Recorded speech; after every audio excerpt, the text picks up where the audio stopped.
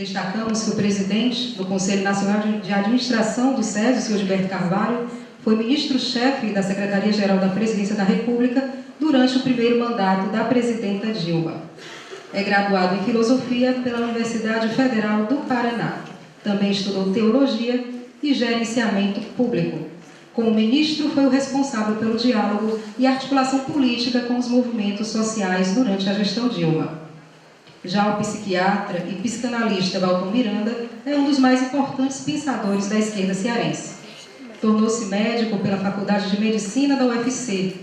Os livros e trabalhos publicados abordam questões que entrelaçam a psicanálise, a sociologia e a filosofia. Recebeu vários títulos, tais como o de cidadão cearense, outorgado pela Assembleia Legislativa do Estado. Ao longo dos últimos 20 anos, como psicanalista e militante político, escreve com regularidade para a imprensa local. Com a palavra, a coordenadora da mesa, a presidenta da CUT Ceará, Joana Almeida. Boa noite. Boa noite. Boa noite, companheiras, companheiros, senhoras, senhores.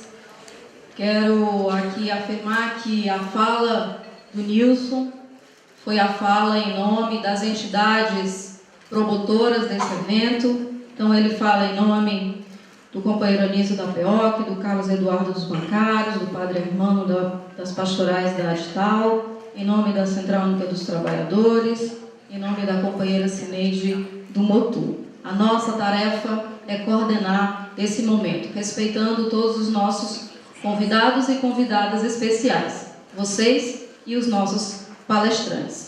Então, sejam todos, mais uma vez, bem-vindos e bem-vindas, e vamos dar início ao nosso debate. Quero passar, então, para o nosso convidado, um dos nossos convidados, ex-ministro, que eu tive o prazer de conhecê-lo ministro em uma reunião com os movimentos sociais. Ele fez questão de convidar, como ministro, todos os movimentos sociais para fazer uma reflexão e direcionar os rumos do governo naquele momento. Então, uma atitude fundamental para quem quer fazer um governo democrático.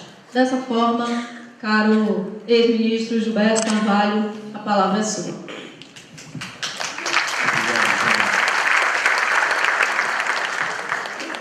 Quero agradecer de novo muito a presença de cada um de vocês e particularmente a honra de partilhar essa mesa com esse grande herói da resistência, lutador, que é o Valton, e também a nossa querida Joana. Eu, sem demagogia, eu devo dizer a vocês que eu vim para cá, sobretudo depois do que aconteceu ontem, sem muitas pretensões de ter a interpretação final da realidade e de trazer receitas. Eu vim com uma vontade muito grande de poder também ouvi-los para que juntos, nessas horas difíceis, a gente encontre caminhos. Toda vez que nós vivemos na nossa história crises profundas, foi exatamente quando nós estivemos pertinhos uns dos outros e conversando muito e pensando junto muito que nós achamos saídas. Nós nunca fomos de encontrar saídas por uma vanguarda iluminada ou por algum profeta que nos dissesse: esse é o caminho, é aquele caminho. E é interessante que eu tenho estado muito com o presidente Lula nos últimos dias e me impressiona como ele também está nessa perscrutando. O Lula tem hora de muitas certezas e quando ele não tem certezas ele fica muito na escuta. E eu tenho sentido o quanto ele está na escuta, o que demonstra que de fato o mar não anda para peixe e nós estamos vivendo uma crise de profundidade grande, nenhuma surpresa para nós, mas que é bom a gente tomar cuidado e, portanto, auscultar, sentir, ouvir o povo, estar perto do povo, para encontrarmos, como eu tentei dizer já, os caminhos. Eu acho que é evidente que um dos fatores que nos deixa preocupados nesse momento é que nós temos não apenas uma crise, mas nós temos uma combinação de crises ou uma crise que envolve diversos fatores, todos eles muito agudos. Nós temos um problema na economia. Como vocês sabem, nós resistimos heroicamente desde 2008 à crise internacional. Tomamos medidas que foram fundamentais no contrafluxo, anticíclicas, para manter o nosso crescimento com distribuição de renda. Fomos bem-sucedidos se comparados aos países mais desenvolvidos e mesmo em relação aos países latino-americanos, mas chegou o momento em que a continuidade dessa crise internacional, ao lado de fatores internos, e até eu diria de alguns equívocos que nós naturalmente cometemos, somos humanos, nós chegamos a um momento muito difícil, em que a escalada progressiva de sucesso, em que a ascensão social que dava o tom na vida dos brasileiros, começa a sofrer um processo de curto-circuito. A esperança de um progresso quase sem fim, sobretudo dos setores excluídos, da chamada nova classe média, não gosto muito desse termo, mas enfim, daqueles que ascenderam e conseguiram chegar ao consumo razoável, começa a sofrer problemas. Os níveis de emprego ainda continuam, graças a Deus, bastante altos, mas há sinais claros da crise da indústria e das dificuldades que nós teremos de crescimento neste ano. Portanto, nós não podemos, de maneira alguma, ignorar, tanto não ignoramos, que a presidenta Dilma determinou, através do ministro da Fazenda e do Planejamento, um processo de cortes bastante profundo e tomando medidas que, de alguma forma, impactam, inclusive, na sua governabilidade social.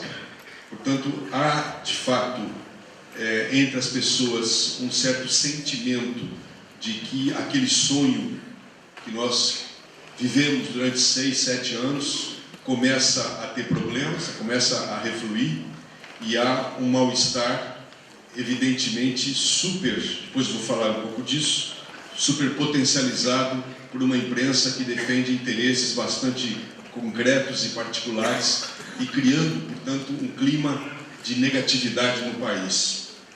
Quem lê, sobretudo, as colunas econômicas tem sempre a impressão que o país não chega ao final do mês. Tem sempre a impressão que nós vamos quebrar. Assim como tinha a impressão em janeiro e fevereiro de que nós teríamos uma gravíssima crise de energia elétrica. Eu desafiei a imprensa de fora agora que nós contássemos as horas e as linhas e as páginas que foram gastas para prever, para criar um terrorismo em cima de, mais uma vez no início de ano, de uma crise de energia elétrica que, na prática, de novo, mais uma vez não se verificou. Mas esse capítulo à parte, eu quero dizer que não podemos negar que há um certo desencanto popular com a economia e, concretamente, nós somos, de fato, obrigados a tomar medidas recessivas, medidas de corte, visando, naturalmente, uma retomada do crescimento até o final do ano. Essa é a expectativa. Qual é o problema? O problema é que essa crise econômica e o desencanto que ela traz vem acompanhada, aí começa a conjunção de fatores, por uma crise política muito profunda. Eu vou o tempo todo aqui ser franco e claro com vocês, porque eu não vim fazer nenhuma pregação, eu vim fazer uma reflexão entre companheiros e companheiras, então não vou dourar nenhuma pílula. É evidente que é uma crise de governabilidade parlamentar. O governo foi derrotado na eleição para a mesa da Câmara. O partido que dá sustento, o partido a que pertence a presidente da República não tem representação na mesa. Isso é uma questão inédita para nós, pelo menos nos últimos 12 anos. Somos, de alguma forma, estamos nos comportando de alguma forma dentro da Câmara como se fôssemos minoria, dado a conflagração que houve nesse início de ano. E a relação com o PMDB tem sofrido, que é o principal partido da nossa base aliada, mais do que da base aliada, ele co-governa conosco, que tem um vice-presidente. A relação segue, como vocês estão percebendo, bastante tumultuada. Isso tem trazido, naturalmente, uma insegurança, uma inconstância e um permanente gerar de tensões e crises que, combinado com o fator econômico, só faz agravar a situação. Mas, para além disso, nós temos uma outra crise, que é a crise de valores, a crise ética. Todo o processo em torno da Lava Jato, desencadeado por denúncias feitas a partir da Polícia Federal, a partir do Ministério Público, portanto, o país tendo as suas instituições funcionando na sua plenitude, como nunca nós tivemos antes na história desse país, a crise, no entanto, ela ganha contornos para além da questão ética, também convergindo para a questão política, na medida em que você tem o envolvimento de parlamentares, envolvimento de partidos políticos, além dos funcionários da Petrobras e das empresas.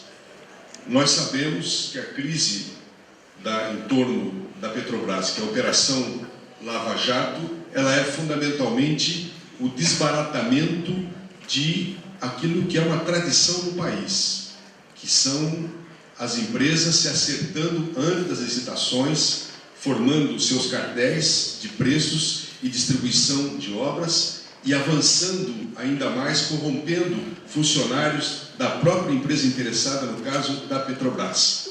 E a contribuição de campanha, a maldita contribuição empresarial de campanha, fonte fundamental de corrupção, por isso o nosso combate, coroando esse processo. No entanto, o que nós temos visto é que o próprio governo, que tomou a iniciativa de dar sustentação à Polícia Federal, que em nenhum momento tentou fugir desse processo, paga o preço como se fôssemos os inventores do processo de corrupção. E somos taxados permanentemente de ladrões. Bem, o que ocorre na prática é que a convergência desses três aspectos, da economia, da política e esse fator ético, tem ganho um caráter de combustão, um caráter explosivo muito grande e que, aí quero entrar no outro fator fundamental, tem ganho, através dos meios de comunicação, um cenário de crise que tenta desestabilizar o governo e as instituições. Eu penso que, depois eu quero falar um pouco das nossas falhas, mas eu penso que se nós não nos dedicarmos a aprofundar o papel que a mídia passou a exercer no país, não apenas como principal partido de oposição, mas como representantes de interesses internacionais do país, representantes de interesses que querem desestabilizar a democracia. Se nós não aprofundarmos isso, nós nunca chegaremos à solução dessa crise. Efetivamente, quem ouviu nos últimos 15 dias os principais meios de comunicação pode ter entendido o papel que os meios de comunicação tiveram na mobilização do dia 15, da mobilização que ocorreu ontem no país. Nós sabemos que as mobilizações devem ser encaradas por nós como naturais. Logo nós que nascemos fazendo mobilizações e que entendemos que as mobilizações são fundamentais para o país. Portanto, não há nenhum problema. Não há nenhum problema das pessoas irem às ruas se mobilizar. Nós encaramos as mobilizações de 2013 com muita naturalidade. A presidenta dialogou com os manifestantes. Nós tomamos medidas a partir da pressão legítima das ruas, portanto não se trata disso. O que se trata é do brutal processo que os meios de comunicação fizeram para provocar, para concitar, para ampliar, inclusive nos números, as pessoas que iam às ruas e tentar, através disso, criar um clima de desestabilização, concitando para o impeachment, para o fora Dilma, para o fora PT e assim por diante. Eu vou voltar a esse tema, mas eu quero deixar registrado esse aspecto, que um dos problemas nossos é nunca termos entendido o papel que os meios de comunicação passaram a exercer no país, que foi muito além, ou muito aquém, eu diria, do tratamento democrático da informação, mas para se tornarem verdadeiros partidos, representando interesses claros do capitalismo internacional. Voltarei depois ao tema. Eu acho que, nesse momento, não convém nós subestimarmos o que está em jogo. Não devemos cair num desespero, muito menos numa visão apocalíptica de que estamos a um passo de um golpe, a um passo de um processo, de um impasse político, mas, ao mesmo tempo, eu convido a todos a não subestimarmos o que está em jogo. Quando na Copa do Mundo a presidenta Dilma foi alvo daquele xingamento de baixo calão, vergonhoso, nós já começávamos a perceber que nós estávamos nas relações políticas dentro da nossa sociedade passando o Rubicão. Nós estávamos indo além de um limite muito perigoso do respeito, indo além da luta política para a luta da guerra. Na política você procura vencer o outro, na guerra você procura exterminar o outro. É isso que começava a acontecer naquele momento. Desde então, isso veio se acentuando até chegarmos às formas que nós estamos verificando nos últimos dias.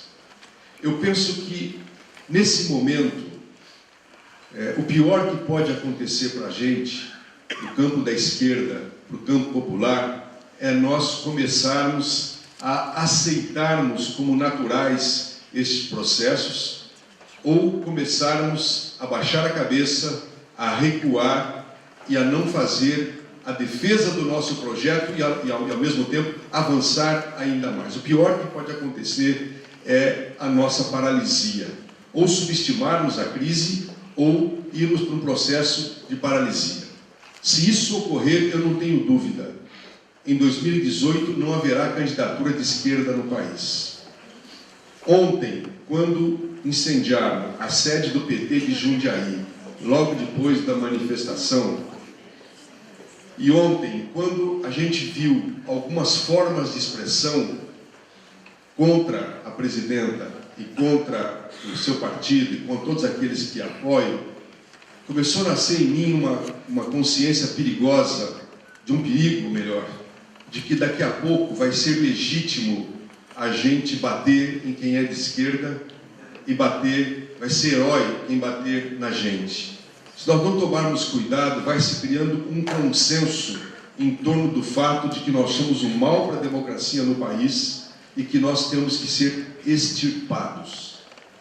Eu estou sendo duro, mas quem vive no Centro-Sul está vendo na pele. Ontem à noite, quando os ministros Miguel Rosseto e Zé Eduardo Cardoso começaram a falar, na quadra em que eu moro, em Brasília, os prédios começaram a piscar, começou um panelaço e os palavrões falados da janela das pessoas contra a presidenta Dilma era uma coisa de deixar a gente perplexo. Eu diria quase desesperado, no sentido da pergunta: de onde vem isso? De onde esse ódio? Por que esse combate tão duro, tão radical contra quem comete erros, mas afinal de contas estamos construindo um projeto fundamental nesse país? Então, a minha fala é no sentido de que nós, primeiro, não subestimemos essa crise, e, segundo, que nós busquemos saída para dar respostas àqueles, sobretudo, eu não digo aos manifestantes, mas aos milhões de brasileiros que ontem não foram para a rua, que estão, muitas vezes, fazendo perguntas, mas que estão sob um bombardeio direto de um padrão de informação, de um padrão de perseguição, de um padrão de política que tenta nos colocar o tempo todo a taxa de bandidos e de ladrões.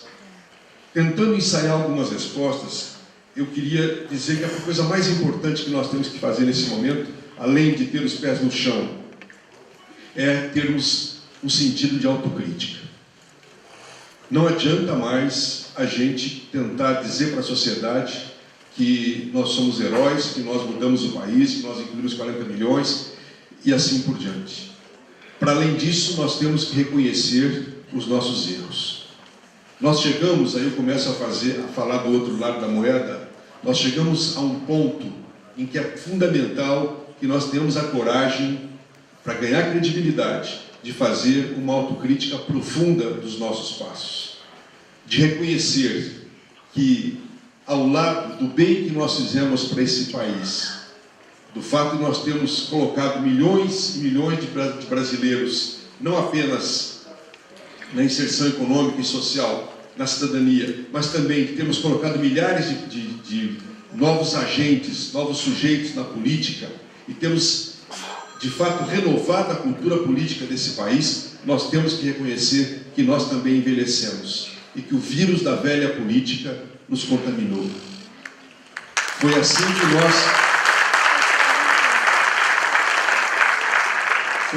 nós, pouco a pouco, vimos nascer o nosso partido. Me permitam falar particularmente do PT, que é o meu partido.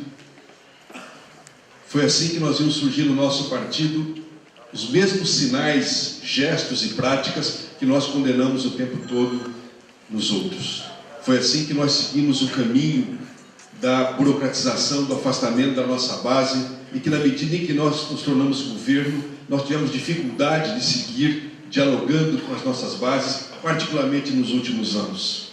Foi assim que nós vimos, infelizmente, nós imitarmos os outros partidos na questão da arrecadação, na questão das finanças, e ver a luta fratricida entre nossos companheiros em busca de recursos eleitorais, uma vez que nós passamos a admitir que, de fato, os recursos eleitorais eram fundamentais para alguém se eleger. E vimos cada vez mais se elegerem, não tanto aqueles que eram representativos, que tinham base política e social, mas aqueles que tinham capacidade efetiva de angariar recursos. Eu não quero ser purista aqui, eu não quero me descolar da realidade. Eu torno pública uma dúvida que eu tenho na cabeça. Se nós não tivéssemos contratado Duda Mendonça em 2002, nós não tivéssemos gasto muito dinheiro na campanha de 2002, nós teríamos conseguido vencer aquele brutal preconceito que havia contra o Lula? Nós teríamos eleito Lula? E com isso teríamos deixado de fazer todo o bem que fizemos? É uma dúvida que eu tenho. Eu quero partilhar com vocês para mostrar o quanto a cabeça da gente tem crise nessa hora. É verdade que se nós não tivéssemos feito um grande investimento naquele momento, pagado a preço de ouro uma campanha como a de 2002, nós não teríamos feito todo esse bem para o Brasil. Mas talvez o que nos faltou, quando veio a crise do mensalão e logo reelegemos o Lula em 2006, provavelmente nós podíamos ter feito já em 2007, com grande, aí eu me autocritico, com grande possibilidade de vitória naquele momento, muito mais do que agora. Temos feito uma reforma política naquele momento, temos enxergado naquele momento que era a hora de acabarmos com o câncer do financiamento empresarial de campanha, de termos mudado a legislação, não apenas eleitoral, mas política, criando mecanismos efetivos de participação e assim por diante. É uma dúvida que eu partilho com vocês, mas eu desconfio que naquele momento nós perdemos uma grande oportunidade, porque a correlação de força era extremamente importante para a gente poder fazer essa mudança. Mas há um outro aspecto que convém a gente refletir também. Se é verdade que nós somos vitoriosos no aspecto econômico da inclusão de milhões de brasileiros, nós fizemos muito pouco para mudar a cultura desse país. A cultura que eu digo não é apenas as expressões culturais, mas é a cultura da fraternidade, da solidariedade, do combate ao consumismo, ao sexismo e a outros valores. Nós fomos jogando para o consumo e permitindo que adquirissem bens, que adquirissem condições de cidadania, milhões de brasileiros, mas não fizemos a disputa ideológica e a disputa política. E permitimos que essas classes, pessoas que fossem ascendendo, seguissem exatamente os valores que nós combatíamos de uma classe média atrasada, conservadora, que nós vivíamos, com quem nós já pensionávamos naquele momento.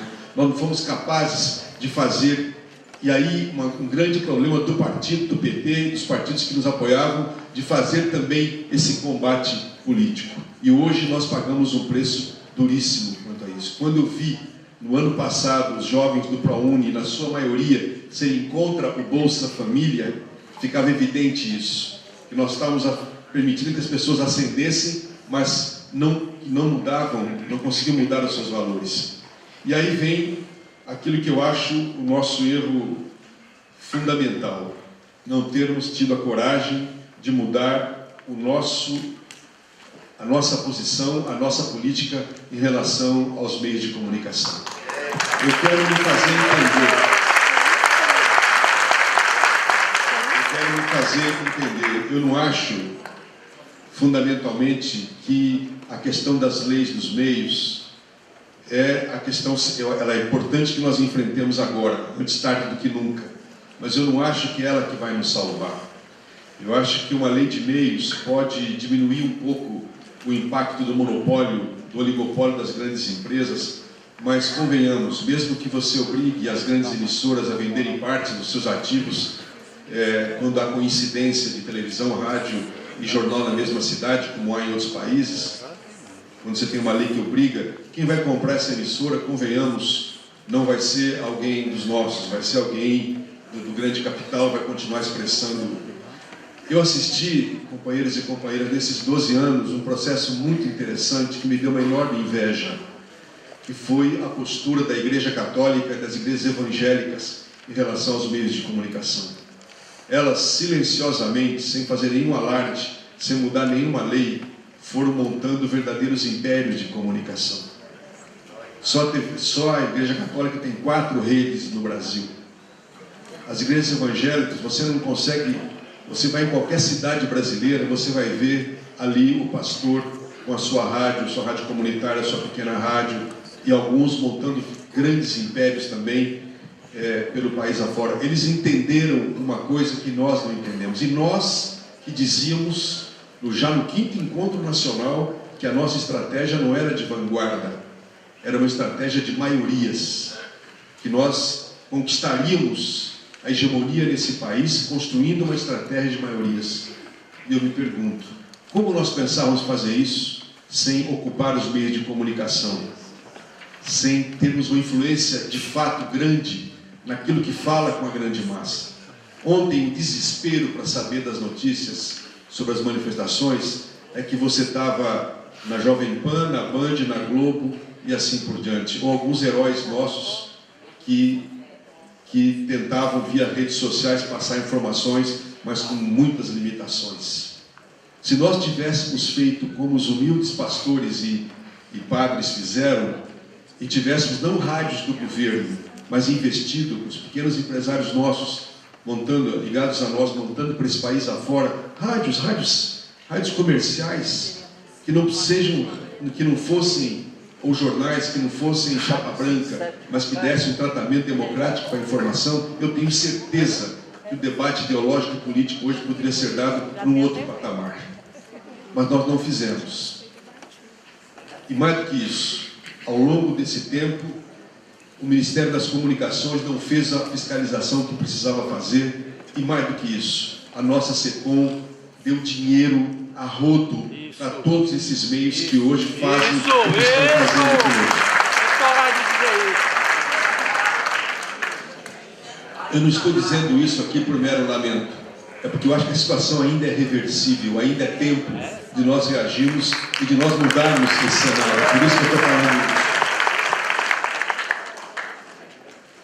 Eu queria ainda dizer que outro aspecto que nós, além de reconhecermos os nossos erros, além de mudarmos esse tipo de postura, ainda é preciso que a gente mude a nossa postura das próprias organizações sociais nossas. Quero antes voltar e fazer uma homenagem aqui triste para uma pessoa que estava aqui sentada, que é o Hermano Alegre.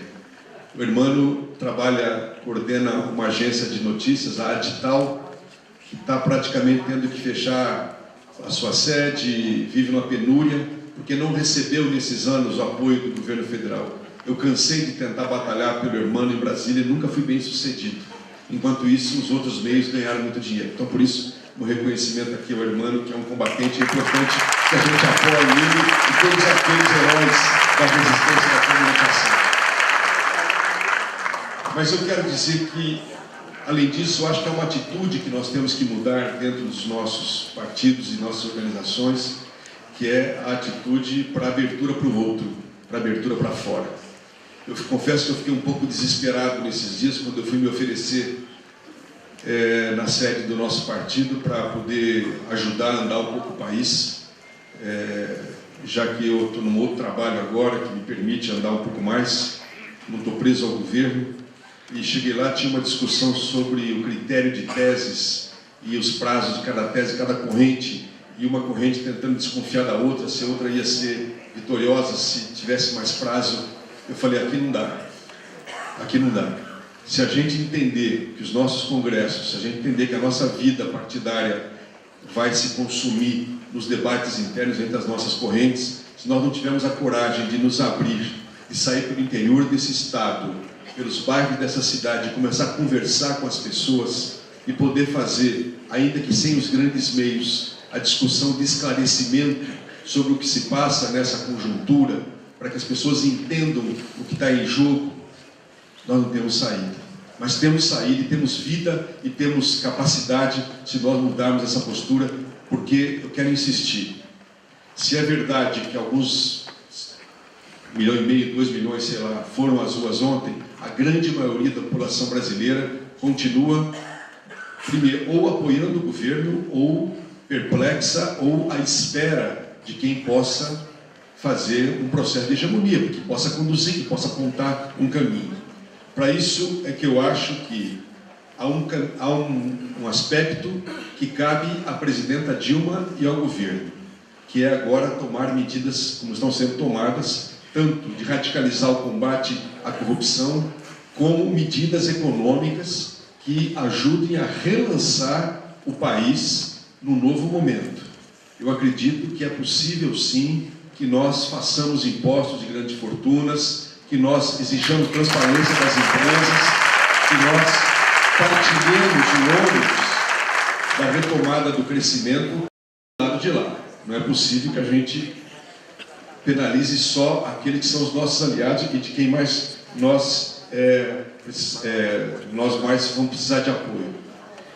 Há outro aspecto que a presidenta precisa fazer e vai fazer é retomar a aliança no Congresso. Nós precisamos ter uma estabilidade política no Congresso Nacional, porque se hoje a gente acha que o impeachment não tem sentido, pode-se criar uma condição em que, de repente, se crie uma correlação de forças que comece a favorar o impeachment e não vai faltar aventureiro, os bolsonaros da vida, que vão tentar criar esse tipo de situação. Portanto, a retomada da aliança no Congresso, particularmente a pacificação com o PMDB, me parece fundamental, assim como com o PCdoB, que sempre é um aliado fundamental, prós e assim por diante, mas é fundamental com o PMDB nós afinarmos a viola.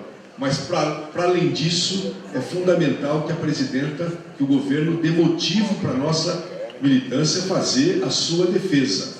Se nós tomarmos medidas claras, seja no combate à corrupção, seja na retomada da economia, eu não tenho dúvida. Caberá, evidentemente, depois a nós, o outro papel, que é aquele que eu falei, o papel de a gente abrir as nossas organizações, fazer a discussão, fazer o esclarecimento, fazer a defesa do nosso projeto. Nesse sentido, eu queria concitar a todos nós que, se é verdade que nós não ocupamos os meios de comunicação, por que não podemos começar a fazer agora? Por que não podemos pensar em criar meios de comunicação? Ocupar espaço nas rádios comunitárias, buscar construir pequenas empresas de comunicação. Por que a imprensa sindical não pode romper a sua multiplicidade dispersa e começar a se unificar e produzir meios de comunicação mais ativos? Por que os nossos parlamentares não podemos, prefeitos e assim por diante, começar a ocupar de maneira mais forte os próprios meios de comunicação que estão aí, sobretudo no interior do país? Nós temos que tomar essas iniciativas. Nós não podemos ficar esperando apenas que uma Dilma, que um Lula nos tragam a solução. Ela tem que ser construída por nós também nesse aspecto. E eu queria também dizer que uma questão fundamental é que nós façamos uma aproximação e o governo da presidenta Dilma começa a entender de maneira mais clara o diálogo governo e sociedade, governo e movimentos sociais. A experiência dos 12 anos que nós tivemos no Palácio do Planalto até agora nos mostrou de maneira clara os projetos mais exitosos de, sobretudo, políticas sociais não estavam no nosso plano de governo de 2003, 2002, nem 2006, nem 2010. Foram fruto da relação tensa, dura, mas fecunda e fundamental dos movimentos sociais com o governo. A abertura para o debate, a abertura para acolher o protesto, para acolher as reivindicações. Isso foi muito fechado nos últimos anos, a presidenta faz uma autocrítica e é fundamental que nós ocupemos esse espaço e que nós façamos proposições para o governo da presidenta Dilma. E, finalmente, meu tempo está se esgotando, quero ouvi-los e ver as contribuições, a questão da reforma política. Eu espero, de um lado, que a presidenta da República tenha a clareza de que nós precisamos mais do que nunca da reforma política, mas não da maneira como ela está sendo colocada no Congresso. Nós vamos ter que ter a capacidade de dialogar com as massas, com a população, mostrar de maneira clara por que essa reforma política é essencial para o combate à corrupção, por que ela é essencial para a preservação da democracia e procurar provocar, já agora, no mês de abril, e talvez fazendo um grande momento no 1º de maio, um grande movimento nacional por essa renovação, por essa reforma política que traga, de fato, a capacidade de participação do povo no governo e que combata esse câncer que é o financiamento empresarial de campanha.